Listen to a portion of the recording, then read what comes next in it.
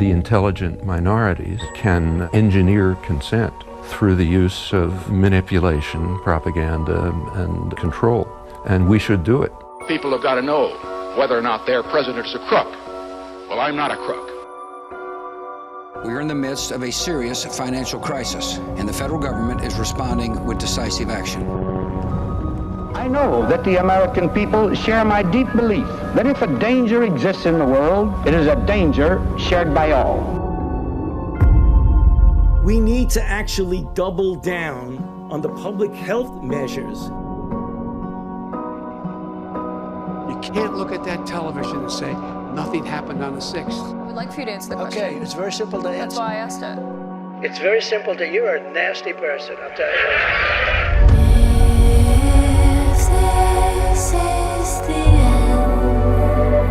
Most people have no awareness of how easily our behavior and even our identity can be completely taken over.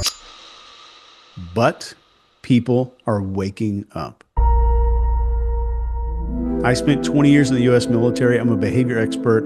I've trained PSYOPS. I'm the best-selling author in behavioral psychology. I want to show you exactly how to identify what we call engineered reality, or what some people call PSYOPS.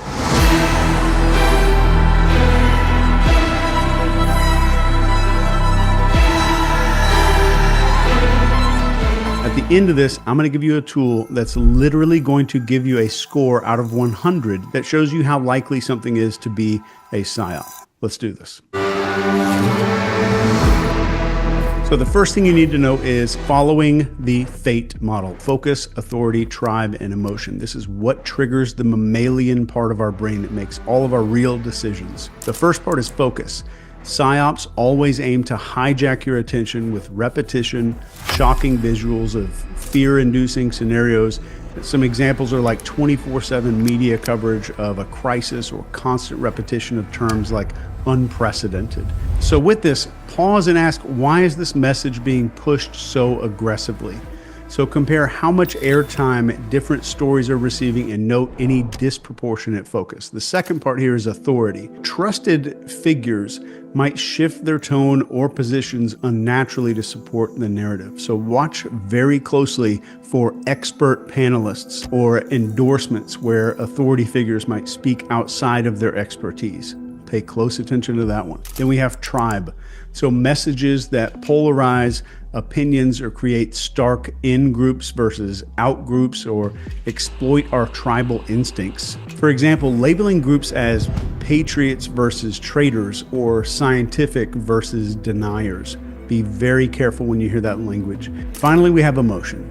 So be wary of any communication that triggers strong emotions like fear, hope, or outrage without any clear, verifiable evidence. So emotional responses suppress critical thinking. Emotional responses suppress critical thinking. So as a tip here, analyze the evidence that's presented to you. If facts are replaced by appeals to emotion, you need to be very cautious. As an example of this, think about like a news channel repeatedly showing images of empty grocery shelves and panicked shoppers during a food supply scare. It dominates every broadcast and it pushes people into fear-driven behavior. Next, question novelty. Our brains are wired to focus on sudden or unusual changes because they signal potential threats or opportunities.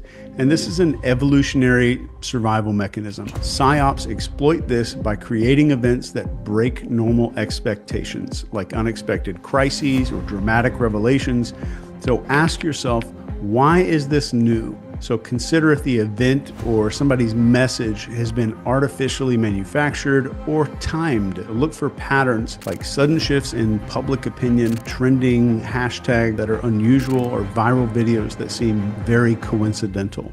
So for this one, just picture a new viral video just claims to expose a government cover-up, but it conveniently comes out the exact same day that there's some damaging evidence against some high-ranking official. The timing shifts public focus. All of this is part of the NCI system I developed for teaching tradecraft and extreme psychological operations. And there's even a gigantic textbook for all of this stuff in the description.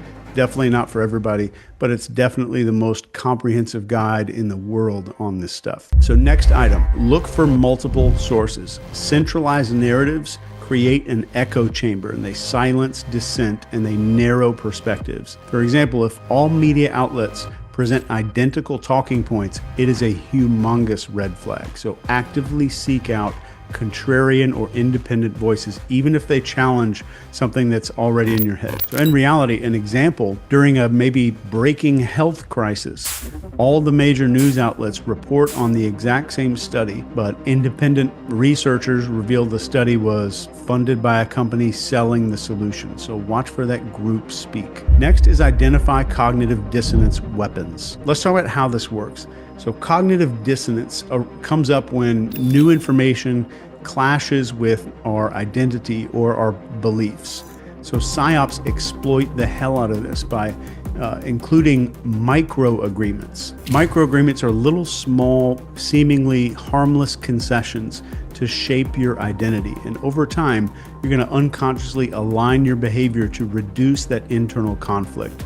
And as a weaponization example of this, a PSYOP might present you as a part of moral or intelligent enlightenment, like only good citizens do XYZ. If you disagree with that, you risk some identity conflict there. So reflect on your identity and ask, am I being nudged to identify with some other group? So be very careful of any campaigns that are asking for seemingly minor commitments there, like signing petitions, changing your profile picture that evolves into some bigger compliance or demand later. As an example of this, let's say a company launches an ad campaign and they claim real patriots buy local.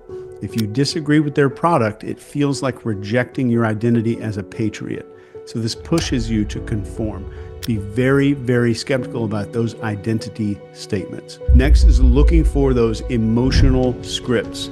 And what I mean by this is the scripts that were written in our brains by our ancestors. So manipulated narratives trigger instincts like the fear of loss or scarcity, social rejection, or danger. For example, a media story about food shortages might activate survival scripts that cause panic buying and stuff like that. And we have scarcity fear. This is sudden warnings about limited resources like water or medicine. Also sparks that kind of behavior. And then we have tribal rejection. These are threats of being socially outcast, like you're selfish if you don't comply. And those things override logic every time. And as a tip for this, break the script by focusing on the facts. Like, what's the likelihood of this scenario? So compare the claims with other sources. For this, just picture where a politician says something like, if we don't act now, our children will not have a future. This taps into survival instincts, those ancestor scripts in our head, and it's tied to protecting offspring. It creates urgency without any facts. Next is follow the money. So there's a trail of beneficiaries here. So identifying who benefits always is going to reveal the motive. So look for funding sources like sponsorships or political connections that are tied to the narrative. So use tools like opensecrets.org or public financial records to see who profits from this. So for policies or campaigns, identify the industries like pharmaceuticals, tech companies, etc., that stand to gain the most. So to illustrate this in your mind right now, picture a charity that's promoting clean energy awareness, and they seem noble until an investigations are showing that it's funded by a solar panel corporation that's lobbying for subsidies or something like that. Next, and this one is very important, is analyze the context boundary. The mechanism here is context, and context defines what is permissible. So manipulative people shift contexts to normalize extreme behavior. As an example of this, in emergencies, people accept surveillance or martial law that they normally would completely resist. So ask, what is the context? Compare some similar events in different settings to see if the rules or responses seem disproportionate. Look for contradictions. So for lots of the students who are brand new to NCI University, this right here is the most massive realization when they realize that the ability to weaponize cognitive dissonance and then shift the context can get anyone to do almost anything. As a hypothetical example of this, let's say there's a major cyber attack. The governments are now justifying some sweeping surveillance laws to protect the citizens. This changes the context to make previously unacceptable actions seem absolutely necessary. Next, spot the use of archetypes because they're woven into our brains. PSYOPs simplify narratives by using archetypes like heroes and villains and saviors. Some examples are like portraying one leader as the sole solution or demonizing dissenters as the enemy. Deconstruct the story. Ask who are the characters and what roles are they playing. Simplistic, like good versus evil stories usually signal manipulation just about every time. So always seek nuance there. In the real world, you're going to see something like maybe a leader is repeatedly portrayed as a savior fighting something that's pure evil, and the narrative ignores their mistakes and oversimplifies the conflict to prevent a lot of scrutiny. Next, evaluate the frame. So let's do a step-by-step evaluation here. First one is expectation. What are you expected to believe or do based on this thing that you're exposed to in the media? Next is belief. What assumptions are being made about you, like your values or your fears? Then we have perception. So how is reality being shaped, like selective facts or missing contexts? And definition is the final step here when it comes to a frame. What truth is being asserted as something that's completely unchallengeable? This comes up with information suppression. So really look for topics that are being avoided, critics that are being silenced. If somebody needs to be silenced in order for an idea to make it, then the idea is not good. So alternative viewpoints being discredited, that's a big one to look out for. So cross-check timelines of events and notice if critics are labeled conspiracists or if algorithms are suppressing some kind of specific search. And this is a big one, especially in today's time. So to get a good example of this, during maybe a corporate scandal, the company's PR team frames these critics as disgruntled employees with a grudge. So this shifts the focus away from the legitimate concerns to the motives of the critics. And it does it almost without us realizing that that's happening in our brain. So next, be alert to rapid compliance shifts. This one is scary and it's happening every day. PSYOPs create urgency to drive rapid compliance. And these tactics are stuff like emotional appeals, staged group behaviors, or false consensus. For this, it's really important to slow down and resist the pressure to act, to question the conformity as much as possible, and test the message, engaging the skeptics there. So in the real world, this might look like maybe a viral social media challenge urges all these users to adopt this brand new symbol or profile picture or hashtag kind of overnight, and it creates a wave of compliance. So later, this is kind of like a foot in the door technique.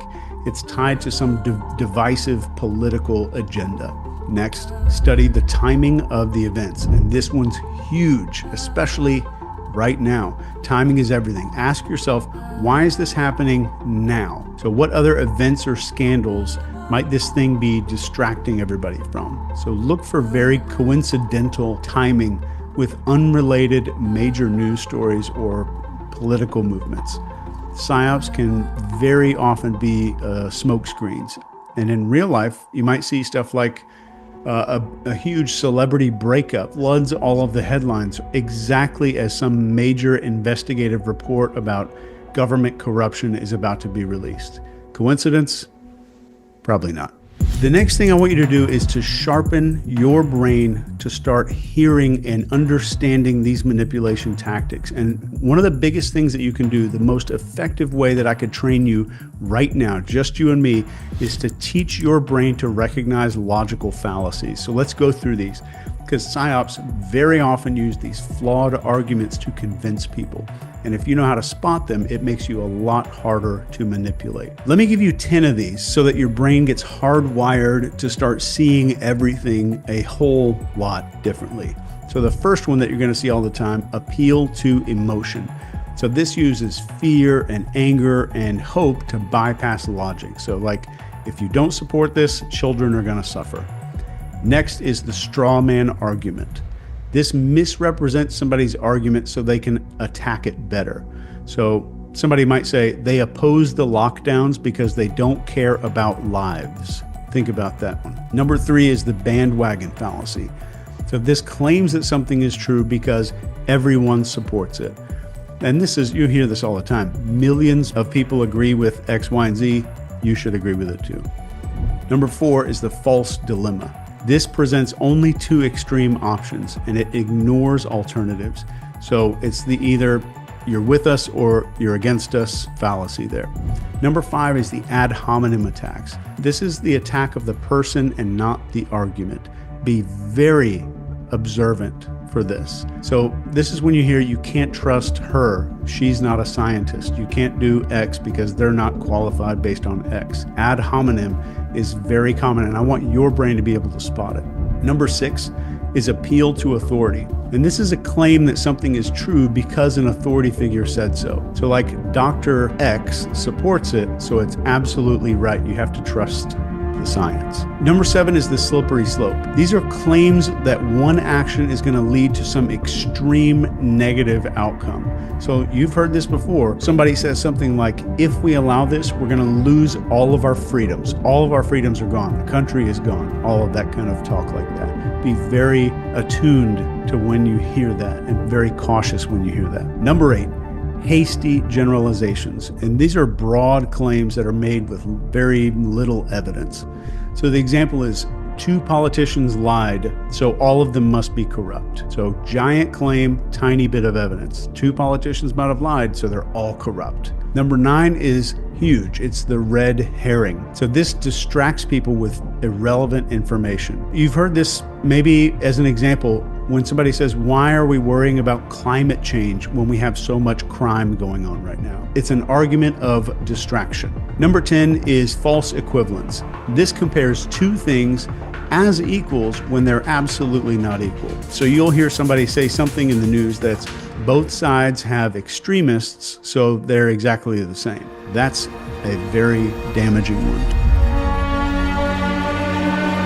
I know there's a lot of information here, so I want to give you access to the actual tool that we use to identify PSYOPs that even rates the likelihood on a 1 to 100 scale. Now, I'm going to add that into the description right below this video. But keep this in mind. Throughout history, the people who stood tallest in the storm were not the ones who knew all the answers. They were the ones who asked the right questions. They weren't the loudest voices. They were the calmest. They were the people that had composure. Thanks for spending some time with me. One love.